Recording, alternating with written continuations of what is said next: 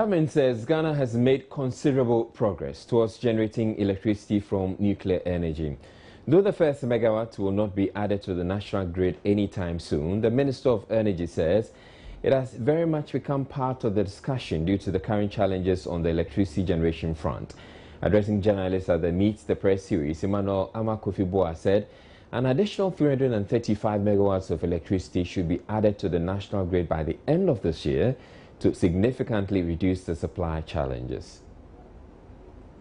Minister of Energy announced Ghana is now qualified to generate electricity from nuclear energy and that challenges in the sector that have resulted in consistent power rationing meant all options must be considered. He, however, describes it as a medium to long-term possibility. A special unit was created at the ministry to provide policy and technical guidance towards the actualization of our nuclear and coal aspirations. Ghana has made progress, completing the major milestones for qualifying to build a nuclear plant, including the establishment of a nuclear energy planning implementation organization, NEPIO, the development of licensing procedures for the establishment of a nuclear power plant, the draft bill for the establishment of the Nuclear Regulatory Authority, which is a very critical requirement in that step forward, has been approved by Cabinet and will be laid before Parliament for consideration in the fourth quarter of this year. He says expansion works on several plants should add some 335 megawatts to the national grid by the end of the year, explaining the objective to achieve 5,000 megawatts generation capacity by 2016 is on course. Meanwhile, technical faults and commercial challenges are said to have resulted in system losses of 23% as at December 2013. He announced interventions to reduce the leakage. We are carrying out energy audit and accounting for energy consumption of street lights, boundary metering and distribution transformer metering project to locate areas of high system losses for intensive action. We are also working on installation of meter enclosures to protect ECG and NETCO meters from meter tampering and bypassing. We are also working to set up ECG courts to prosecute cases of energy theft and related offences. Expansion of the prepayment metering system to all district capitals within the next 2 years. Other projects to enhance security in communities include the installation of over 35,000 solar street lights across the country and rehabilitation of existing ones. On oil and gas, the minister stressed the focus is to produce more of these products as more oil fields have been discovered. If you look at the projects that we are critically focusing on, our key focus is to produce more oil, produce more gas for the country. And we know what that means. That will mean a lot of revenue for this country. And we are projecting roughly that if these two projects that are coming on stream come, we should see about 250,000 barrels of oil and see over 300 million cubic feet of gas per day for the next 20 years. He says 8 new petroleum agreements with improved fiscal terms will allow locals get maximum benefits from explorations. We have more coming up on the energy situation, but right now President Mahama has called for expansion works on the Tamale Airport in the northern region to begin. The project will upgrade the facility into an international airport so it can accommodate international flights when works are completed in September next year. The first phase of the project consists the extension of the runway from the current 2,480 meters to about 3,940 meters and the installation of a complete lighting system to accommodate bigger aircraft. Multimedia correspondent Seth Kwame Boateng was at the sword-cutting ceremony for work to begin and joins us on the line now with more. What else did the president have to say about this project, Seth? He was particularly happy about the kind of investment Tamale will see with this coming on board, with this international airport coming on board. He spoke about tourism, which he said will be enhanced because every year we get scores and scores of tourists coming into this region, and now that this facility is going to be upgraded, and when it's over, more of them will be willing to fly from their country straight to Tamale. He also touched on the hundreds of Muslims who make a yearly trip to Saudi Arabia, the Hajj. He mentioned that now they wouldn't have to travel all the way from Tamale or Wa or Bolga to Accra. They can get to Tamale, catch a plane here and fly straight to Mecca. And he spoke about the number of jobs this will create. We understand it's going to create 500 direct jobs. The subsidiary ones we can't quantify for now. So he was particularly happy, and he told the people to embrace this project and ensure that they give it their total support to make it a reality. Now, the project sounds very laudable, but was there any indication that the airport will actually attract enough international flights to make the spend worthwhile? Exactly. He mentioned that, for example, the Tamale Teaching Hospital, when I spoke to the Deputy Transport Minister, she said that a number of patients from other countries come here for medical treatment. And when you visit the hospital now, she told me that a number of them are there. So if this facility is upgraded, knowing how competent doctors or medical officers at the Tamale Hospital are, he believes that, or she believes that, more of them will be coming in. And also, look at the farmers here. They can now cut their produce to the EU market because of the goods that we have over here. So he believes, looking at all these things, more and more flights can come in, more and more people will be willing to come here to do business and to also visit the area. So it's laudable that they are doing this in Israel.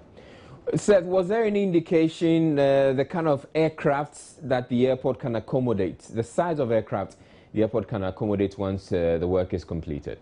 It's unfortunate I can't pronounce the name right, but the biggest aircraft can even land here, per what the president said. The biggest of all aircraft can even land here when the project is over in 2015 September.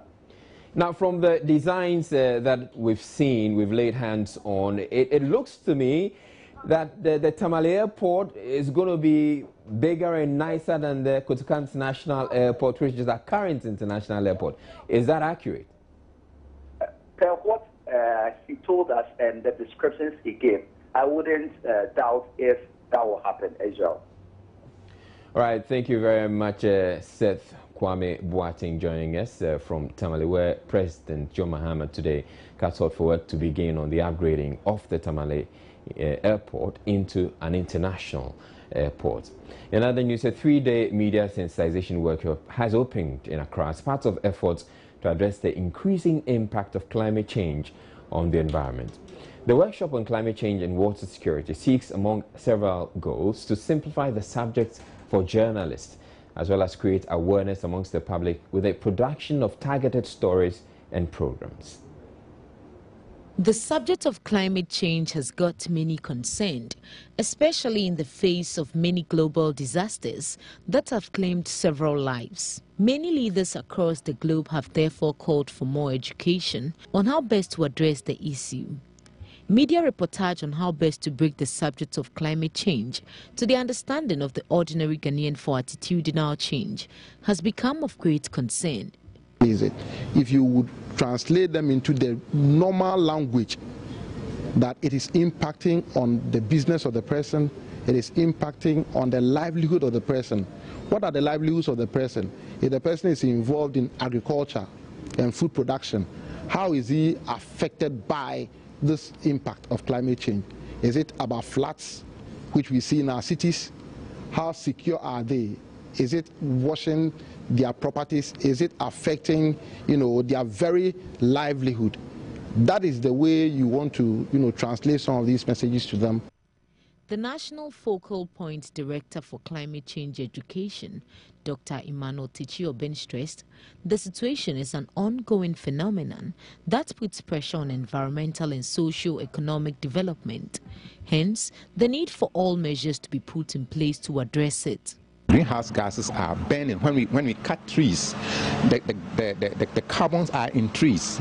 So when the trees decay, they emit. When you open the soil, there are carbons in the soil, so they escape into the atmosphere. When we apply fertilizers, see there are nitrous oxides in the chemical fertilizers, which also escape, and that's also increase the nitrous. Yes, in Ghana we are agrarian country, and rainfall is our everything. The plants that we depend on, depend solely on rainfall. So the farmers' farms will be affected when there are no rains. Participants at the capacity development of journalists and media practitioners on water security and climate change called on government and private sector to take collective and immediate action to address climate-related issues.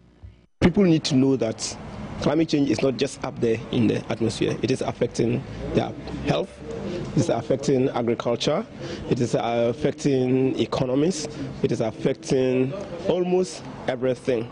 And we need to draw that link that when we talk about climate change, it's about the ordinary lives of ordinary people on a daily basis. And that gap has been missing because we always talk about technical things and mentioning statistics and whatnot, which really don't make any sense to a lot of people who walk about in the streets.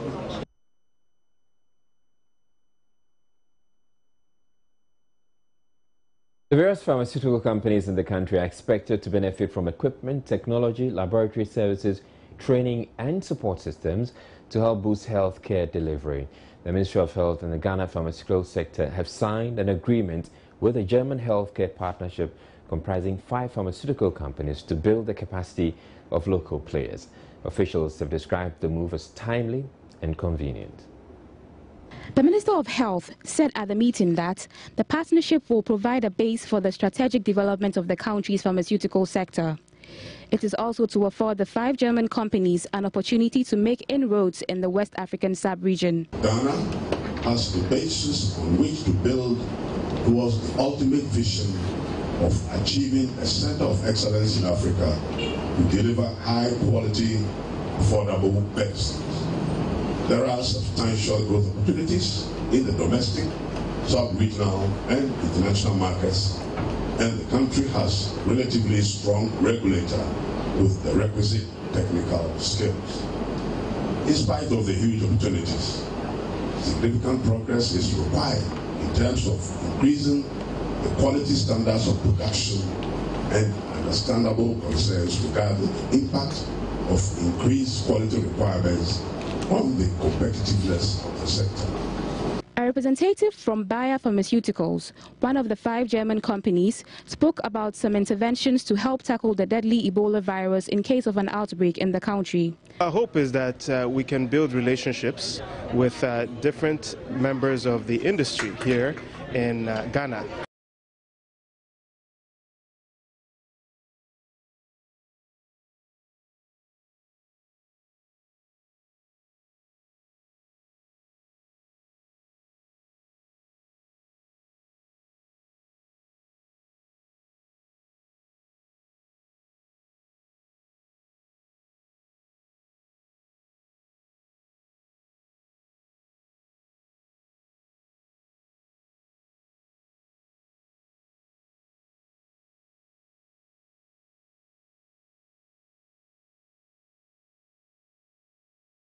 And so for that reason, we within Bayer put together a contribution of informational material, leaflets that we are printing so that the ministry can use in the efforts to educate the population of what to do in the case of Ebola arriving here. The partnership is expected to take off by the end of the year and will also provide technical support for all beneficiary pharmaceutical companies. In 2012, this is one to operate. The Volta River Authority says it is working on alternative ways of getting gas to power Ghana's generating plant. Head of Communication Samuel Fletcher says they have already signed an agreement with a gas company in Nigeria, Gasol, to provide particularly the plant in Boom, KTPP, which is to come on stream in December this year with liquefied natural gas. The persistent interruption in power supply, partly due to intermittent breakdown of the thermal plant, coupled with the irregular gas supply and the low level of water in the Akosombo Dam, have left many citizens frustrated. There have been several calls on the nation's power generators, VRA, to find alternative sources of gas while the country waits for the commissioning of the Ghana Gas project in Ituabo. The VRA says it is already working on other gas sources. We've been talking to other companies, much smaller companies in Nigeria that also sell gas. And we've really advanced. For some of them, a company like Gasol, which is actually going to set up an LNG or liquefied natural gas facility in Benin. We've already signed a gas sales agreement with them. They'll be pushing gas, LNG from Benin through the pipeline to us. ND Western, which also took over the Shell assets in gas, we're also in talks with them. Network Oil, we are just about signing the gas sales agreement. We are still in talk with a company called Constant Capital, and then we have Sahara Oil. I mean, basically Sahara is a company we already do business with because we get crude oil from them. But we are looking at their gas business and how we can benefit. The move, according to the VRA, will significantly improve the power situation as the Pong plant comes on stream in December. It will help. We're building a number of plants. So KTPP in Pong, for example, is coming on stream very soon, sometime in December. We will need gas to power it. So the more gas we get, the better. You need to understand that as you expand, especially in thermal, you have to look for first cheaper fuel, which is gas, and it is only when you have cheap fuel like gas that you can reduce your cost of production and therefore make electricity more affordable for consumers. So gas, I tell you, is very, very important, and if we get good gas security and have our light crude oil as a backup, then we will be getting somewhere. Abigail Adomakwenchi for Joy News. Still to come in the bulletin in sports, Commission probing Ghana's 2014 World Cup fiasco unravels how government ended up paying $35 a day for feeding of supporters in Brazil instead of the proposed 34 cedis. And new harmonized short codes for accessing mobile phone services become operational. We'll be back shortly. Stay tuned. Back to some sports now, and certainly the Black Stars have some redemption work to do. We'll find out what to do in Togo. They arrived in Lomé for Wednesday's 2015 African Cup of Nations qualifiers against Togo. The Stars will be without defender John Boy, but coach Kwesi Appiah could be shown the exit if he fails to win the game. Black Stars coach Kwesi Appiah will be sacked if he fails to beat Togo tomorrow, according to sources who have spoken to Joy Sports. Ghana must win against Togo to maintain any control of their AFCON 2015 qualifying group following a poor showing of the weekend against Uganda in Kumasi. The public approval ratings of the Ghana coach is low after high-profile failures in the last African Cup and in Brazil. This led to swift moves by the Ghana FA to scout for a technical advisor to assist the embattled Kwesi Appiah. Monday night saw the touchdown of the hugely popular Milovan Raivac, who led the team to its highest international football achievement in the quarterfinals of the 2010 World Cup in South Africa. Though we can confirm the presence of Milovan Raivac has the backing of some key GFA officials, it's however not clear why exactly he has been asked to be around. Joy Sports understands that Kwesi Appiah is aware of these going-ons, but his remarkable calmness stems from the fact that he has also lost confidence in the trust of his employers, who he feels have not done enough to hold the team together. Appiah has a running 2-year contract with the Ghana Football Association, which was agreed sometime before the World Cup. Should the former Ghana captain be indeed axed, the Ghana FA will have to pay a hefty severance package. Joy Sports understands they are willing to do so. Well, would he stay or not go? Despite the mounting pressure on coach Kwesi Appiah, he has hinted he has not considered stepping down as Black Stars head coach. Actually, I've got a contract with the FA. If I should resign now, I'll have to pay the FA the consequences, because we are in contract and the contract is for 2 years. On the other hand, if I feel along the line that I'm fed up with issues, then I may consider. But for now, I personally don't believe that, we've done badly. We've not, on the edge, we just started the competition. And playing the first game, draw, I mean, that's not what I want, because I find it difficult to stand any lose or draw. But saying that, I believe that, we will do very well in upcoming games. As to resigning, it's not something I've even thought of. Well, We really have to do on that game. Interesting. It's going to take place tomorrow in Lomé. Meanwhile, defender Jonathan Mensah, who is likely to pair with Awal Mohammed against the Hawks of Togo, is appealing to fans to rally behind the team. We as players, we went to Brazil and things didn't go well. And we know the nation, you know, we were all disappointed. So as to the fans, we know they are not happy. And we ourselves as players, we're not happy as well. So we're just going to put this draw behind us and just keep working hard so that we can just make the nation happy again. Now, away from the Black Stars, head of events, grounds and logistics for Ghana's participation at the World Cup, Horace D. Ama-Ankra confirmed to the Commission of Inquiry at Wednesday's sitting, or Tuesday's sitting, that the Sports Ministry increased the cost of feeding for fans airlifted to Brazil. Although catering services charge 35 Ghana cedis per head for 2 square meals daily, the figure was entered as $35 in official documents by the ministry. Here's what transpired. What figure did you quote? We actually presented 2 scenarios. Looking at the first scenario of a $35 menu. Your committee? Yes, my lord. Yes. And a $40 scenario. Yes. Now, what the caterers were supposed to have done was to give us 2 separate menus. And then at the committee level, the operational committee level, looking at the way monies were coming in, we deemed it fit to go with the 35 per head per day menu. The total they were going to charge was 34 Ghana 34 Ghana cedis.